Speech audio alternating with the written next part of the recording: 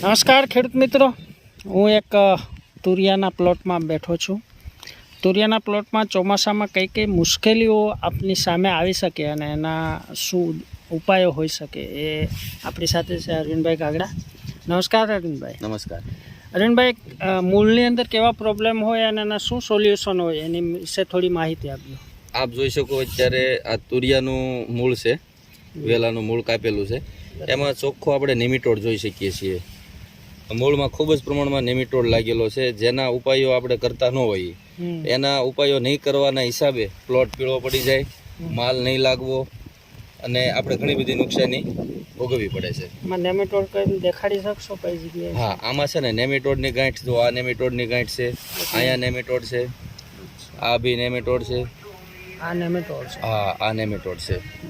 નેમિટોડ થોડોક ડેવલપ થયા પછી ફંગસ વધારે લાગતી હોય છે.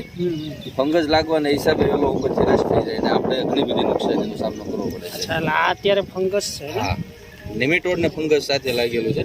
અત્યારે ક્રોપ પૂરો થઈ ગયો છે નેમિટોડ ને ફંગસ. એના માનો કે જૈવિક ઉપાયો વિચારીએ તો કયા હોઈ શકે? એમાં જૈવિક ઉપાયો આપવામાં આપણે નેમિટો ફ્રી આપી શકીએ છીએ, પછી બાયરનું વેલમ પ્રાઇમ પણ આપી શકીએ છીએ. ઘણી બધી ઉપાયો છે, પણ ટાઈમે ઉપાયો કરવા અને ટાઈમનું શાકભાજીના પાકમાં ટાઈમનું ઘણું બધું મહત્વ હોય છે.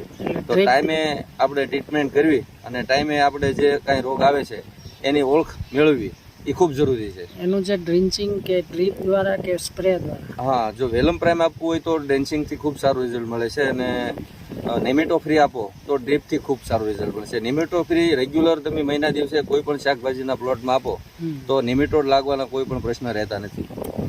ધન્યવાદ.